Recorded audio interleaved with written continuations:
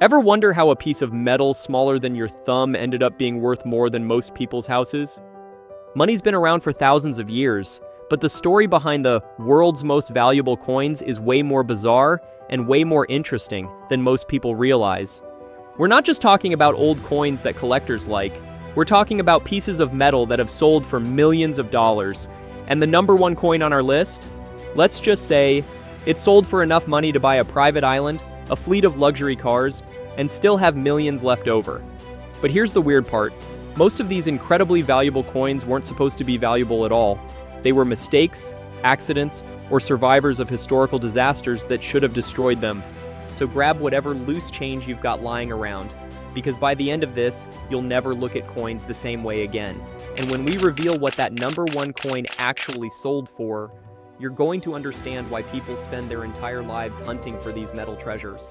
Number 10 on our list takes us back to medieval England, when the Black Death was ravaging Europe and gold was literally being buried in the ground for safekeeping.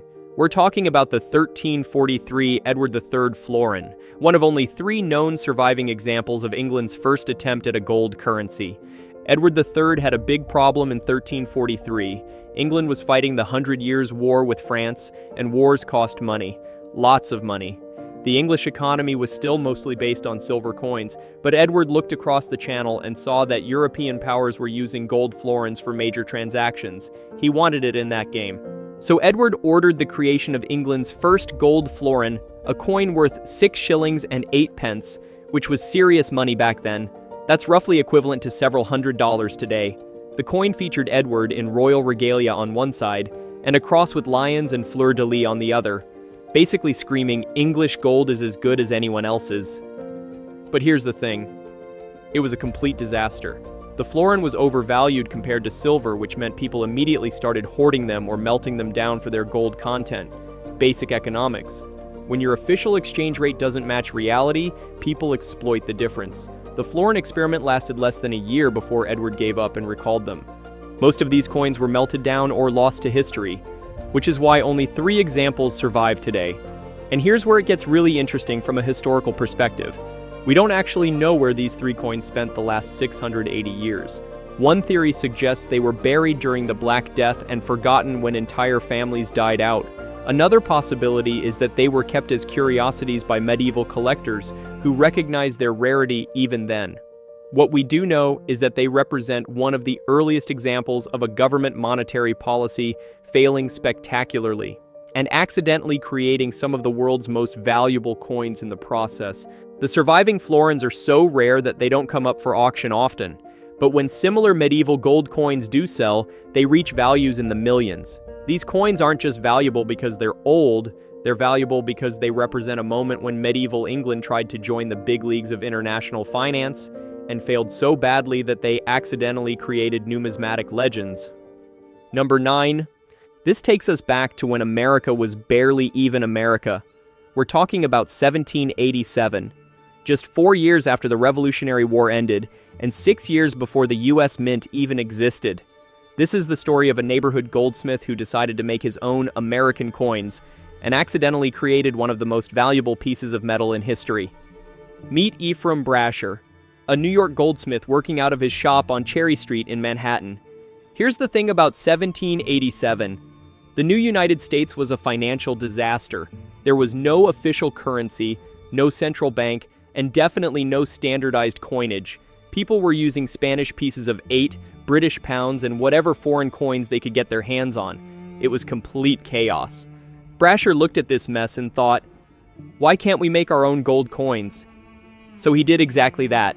He created what we now call the Brasher Doubloon, a gold coin weighing about half an ounce, stamped with his signature EB punch mark and featuring an eagle with a shield. Revolutionary imagery for a revolutionary time. But here's where it gets historically murky. And this is important.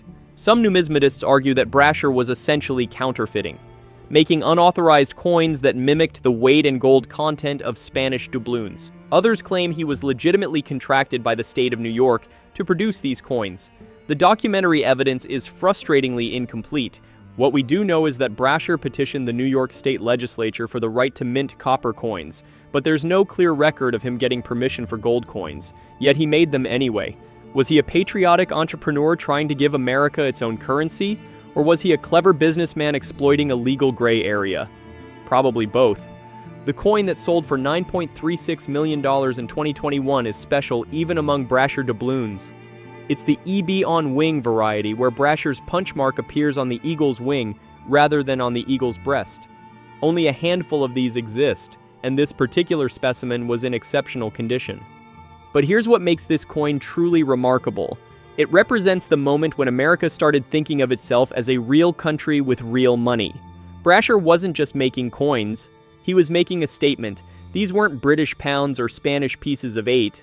This was American gold, made by American hands, for American commerce. The irony is that Brasher probably never imagined his neighborhood goldsmith experiment would become worth nearly $10 million. He was just trying to solve a practical problem. How do you do business in a country that doesn't have its own money? His answer was simple: make your own, and sometimes the simplest solutions create the most extraordinary legacies.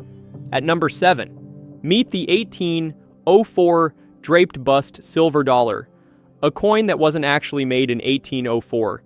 In fact, it was struck more than 30 years later, but it's still called the king of American coins, and when one sold for $3.88 million in 2013, it proved that sometimes the best stories are built on complete fabrications. So what really happened? Well, the US Mint did strike silver dollars in 1804, but they used leftover 1803 dated dies. This was completely normal back then. Mints routinely used old dies until they wore out, so all the silver dollars actually made in 1804 bear the date 1803. Confusing? Absolutely. The 1804 dated dollars were created in the 1830s for a very specific reason: diplomatic gifts.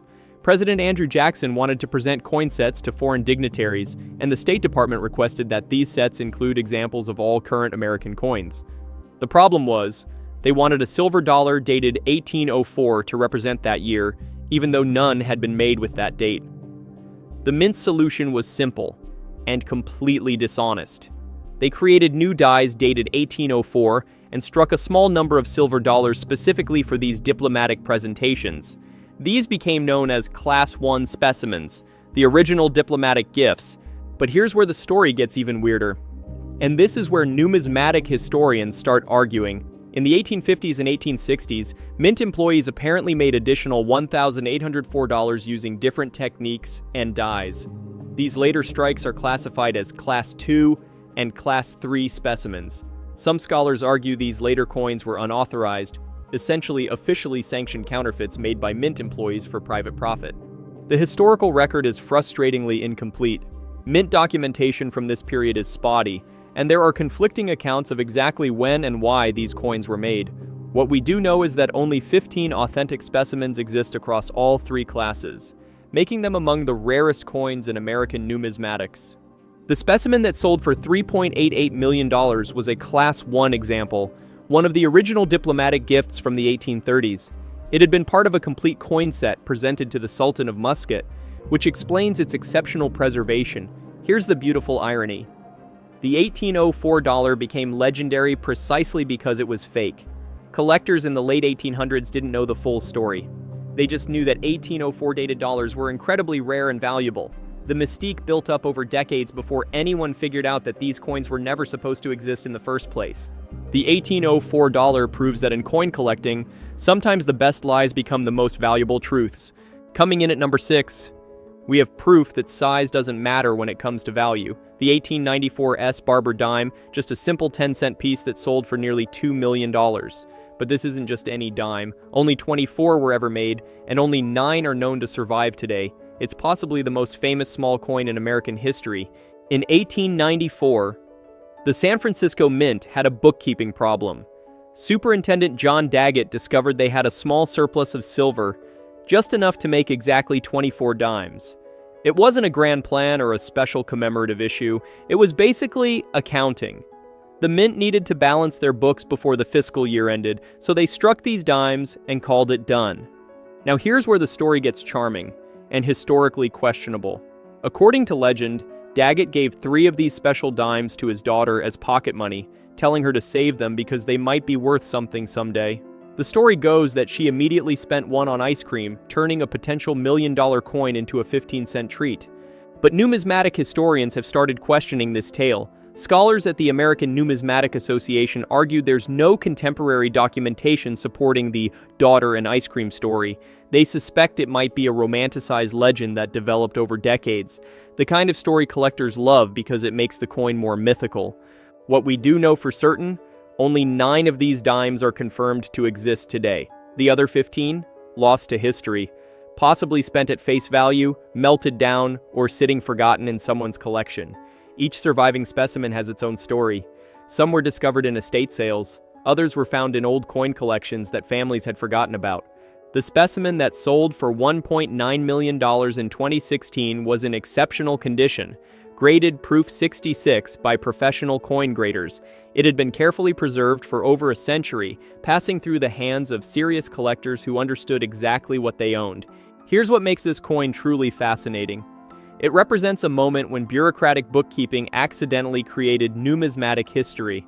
Those 24 dimes weren't made for collectors or ceremonies. They were made to balance a ledger. It's a perfect example of how the most valuable coins often exist because of mundane administrative decisions that nobody thought twice about at the time. The 1894 S. Barber dime proves that sometimes the smallest mistakes create the biggest treasures. And somewhere out there might be 15 more of these dimes waiting to be discovered in attics, safety deposit boxes, or forgotten coin jars. Sliding into number 5, we encounter what many consider the most beautiful coin ever made by the United States Mint. The 1907 St. Gaudens Ultra High Relief Double Eagle. A $20 gold piece that sold for $4.75 million in 2021. But this coin represents more than just artistic achievement. It's the result of a presidential obsession with making American money beautiful again. Theodore Roosevelt had a problem with American coins in 1905. He thought they were ugly. Embarrassingly ugly. He'd been to Europe, seen ancient Greek and Roman coins, and decided that American currency looked like it was designed by accountants rather than artists. So Roosevelt did what Roosevelt always did. He took matters into his own hands. He commissioned Augustus St. Gaudens, America's most famous sculptor, to redesign the gold coins. St. Gaudens was already dying of cancer, but he threw himself into the project with characteristic intensity. His design featured Lady Liberty striding forward with flowing robes and a torch, with the sun's rays radiating behind her. On the reverse, a majestic eagle in flight. It was stunning. But there was a problem. St. Gaudens' design required what's called ultra-high relief. The details were so deep and intricate that it took multiple strikes to bring up the full design. Each coin required 9 to 11 strikes from the press, making production impossibly slow and expensive. Here's where the historical record gets interesting, and a bit contentious among numismatic scholars. The Mint produced these ultra-high relief coins for only a few months in 1907, before giving up and modifying the design to a lower relief that could be struck more efficiently. The exact number of ultra-high relief coins made is disputed. Estimates range from about 12,000 to 20,000 pieces. Some numismatists argue that many of these coins melted down when the relief was lowered, making survivors much rarer than the original mintage suggests. Others contend that most survived and were simply released into circulation, where they wore down from use. What's not disputed is the coin's artistic significance. Even critics of American coinage admit that St. Gaudens created something extraordinary. The ultra-high relief version shows the design as St. Gaudens intended. Every detail crisp, every line perfect. The specimen that sold for $4.75 million was graded MS-69, essentially perfect condition. It had somehow avoided circulation and remained pristine for over a century.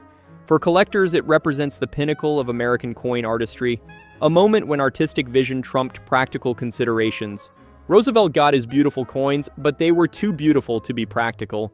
The 1907 ultra-high relief double eagle remains a testament to what happens when presidents and artists collaborate, magnificent results that are completely impractical for everyday use.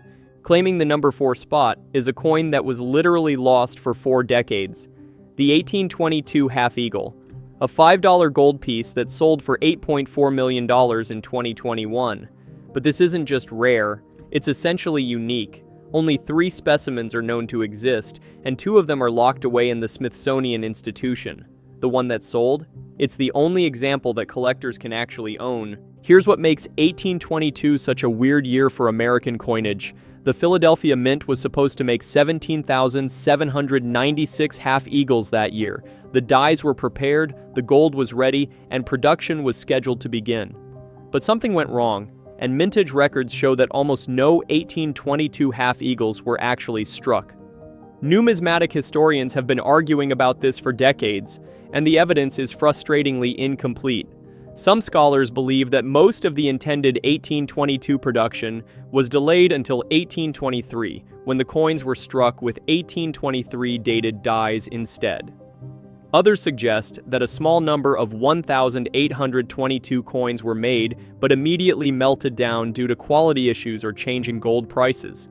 What we know for certain is that by the 1870s, collectors were already aware that 1822 half-eagles were impossibly rare. Early coin catalogs listed them as unknown or extremely rare, which only increased their mystique among serious numismatists. The specimen that sold for $8.4 million has its own remarkable story. It disappeared from public view for 40 years. From the 1940s until the 1980s, nobody knew where it was or even if it still existed. Coin dealers and collectors speculated about its whereabouts, but the trail had gone completely cold. Then in 1982, it surfaced at a small coin auction in Ohio. A dealer had acquired it from an estate, apparently not fully understanding what he had.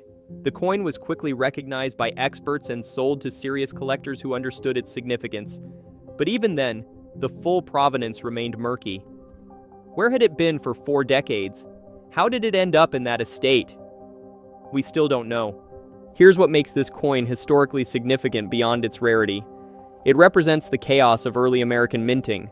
The U.S. Mint in the 1820s was still figuring out basic operations: production schedules, quality control, record keeping. The fact that almost an entire year's worth of half-eagles could simply not be made, and that the records don't clearly explain why, shows how informal these operations really were. The 1822 half-eagle is essentially a mistake that became a masterpiece. A coin that shouldn't exist, disappeared for decades, and now represents one of the greatest treasures in American numismatics. Securing the number 3 position is a coin that technically should not exist.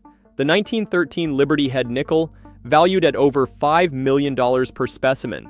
And here's the kicker: only 5 examples are known to exist. But these coins were never officially authorized, never supposed to be made, and might represent the greatest inside job in U.S. Mint history.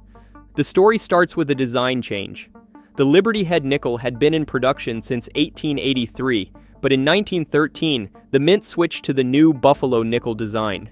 According to official records, no Liberty Head nickels were struck in 1913. The design was retired, the dies were supposed to be destroyed, and that should have been the end of it. But someone at the Philadelphia Mint apparently had other plans, and this is where numismatic historians start playing detective. The leading theory involves Samuel Brown, a Mint employee who also happened to be a coin dealer on the side. In December 1919, 6 years after 1913, Brown placed an advertisement in a numismatic magazine offering to buy any 1913 Liberty Head nickels for $500 each. This was suspicious for obvious reasons. Why would someone offer to buy coins that officially didn't exist? Sure enough, shortly after placing the ad, Brown mysteriously acquired all 5 known specimens. The numismatic community was skeptical. Where did these coins come from? How did Brown know they existed? And why did he wait 6 years to reveal them? The most widely accepted theory is that Brown, working at the Mint in 1913, secretly struck these 5 nickels using the old Liberty Head dies before they were officially retired. He then sat on them for years, waiting for enough time to pass before discovering them and offering to buy more to establish their legitimacy. But here's where the historical record gets murky. There's no definitive proof that Brown was responsible. Some scholars argue that other Mint employees could have been involved, or that the coins were struck by someone with access to the dies after Brown left the Mint. The lack of contemporary documentation makes it impossible to know for certain. What we do know is that these 5 nickels have been meticulously tracked by collectors for over a century. Each one has a nickname: the Smithsonian specimen, the McDermott specimen, the Norweb specimen, and so on. One was featured in a famous 1970s television show called Hawaii Five-0. appearing in an episode about rare coin theft. The most recent sale was in 2018 when one specimen sold for over $4.5 million, and prices have only gone up since then.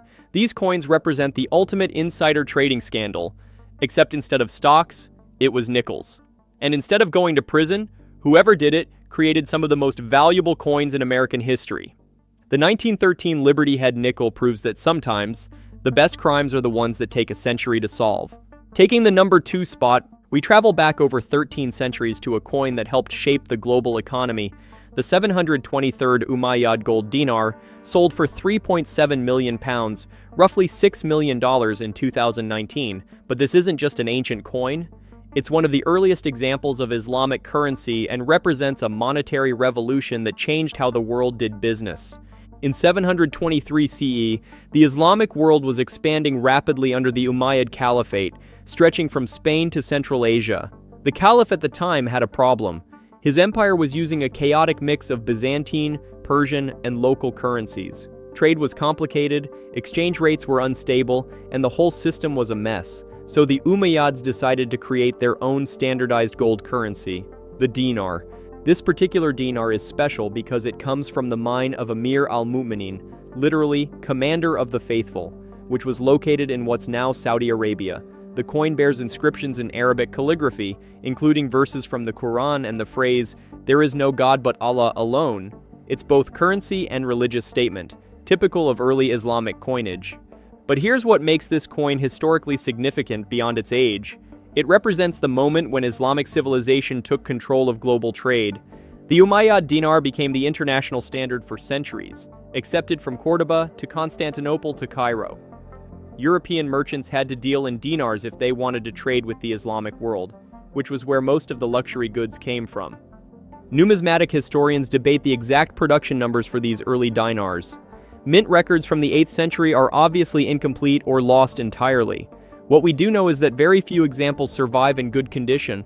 Most were melted down over the centuries, lost in wars, or simply worn out from circulation. The specimen that sold for $6 million is in remarkable condition for a 1,300-year-old coin, graded as extremely fine by modern standards. The Arabic inscriptions are still crisp, and the gold retains much of its original luster. It had been part of a private collection for decades before coming to auction. Here's the fascinating part. This coin predates most European currencies by centuries. While European kingdoms were still using primitive silver pennies and dealing with constant debasement, the Islamic world had created a sophisticated gold-based monetary system that facilitated international trade on a massive scale. The 723 Umayyad dinar proves that monetary innovation didn't start in Renaissance Italy or modern Europe. It started in the deserts of Arabia over 13 centuries ago. This coin helped create the first truly global economy. And collectors today are willing to pay millions to own a piece of that history. And finally, the moment you've been waiting for, the number 1 most valuable coin ever sold at auction, the 1933 St. Gaudens Double Eagle, which shattered every record when it sold for an absolutely staggering $18.9 million in June 2021. But this isn't just the most expensive coin in history. It's also the most controversial, the most fought over, and arguably the most illegal coin ever made. Here's what makes this coin so extraordinary. It was never supposed to exist.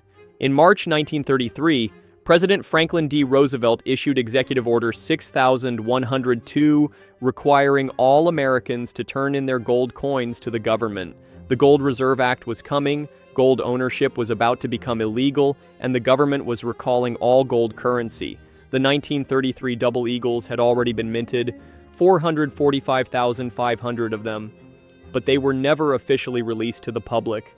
The U.S. Mint was ordered to melt down the entire mintage, and they did. Almost.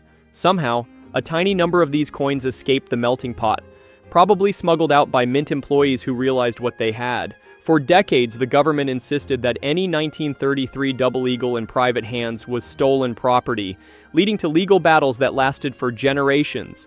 The specimen that sold for $18.9 million has an incredible provenance. It belonged to King Farouk of Egypt, who was an obsessive coin collector. In 1944, Farouk applied for an export license to take the coin out of the United States, and somehow, the government approved it. This was likely a bureaucratic mistake, but it made Farouk's coin the only 1933 double eagle with any sort of official government authorization. When Farouk was overthrown in 1952, his coin collection was sold at auction, but the 1933 double eagle disappeared into the shadows. For decades, it passed between private collectors, dealers, and speculators, always under a cloud of legal uncertainty. The US government continued to claim that the coin was stolen property, leading to seizures, court cases, and international legal disputes. The breakthrough came in 2002, when the coin's owner made a deal with the US government. The feds would authenticate the coin and allow legal ownership in exchange for splitting any future sale proceeds. It was unprecedented. The government legitimizing a coin they'd spent decades calling stolen property. At Sotheby's in 2021, bidding was fierce. In just 10 minutes, the price rocketed from $8 million to over $18 million, the final hammer price, $18.9 million, making it the most expensive coin ever sold. This coin survived a presidential order to destroy it, a world war, a revolution, and decades of legal battles. It's more than just a coin. It's proof that some things are too valuable to destroy, even when the government demands it. So there you have it, 10 coins worth more than most people's houses. From medieval England to modern America, each one survived when it should have been destroyed. The next time you find an old coin in your pocket, or spot something unusual at a garage sale, remember what we've learned today. Sometimes the most valuable treasures are hiding in plain sight. You'll never look at spare change the same way again.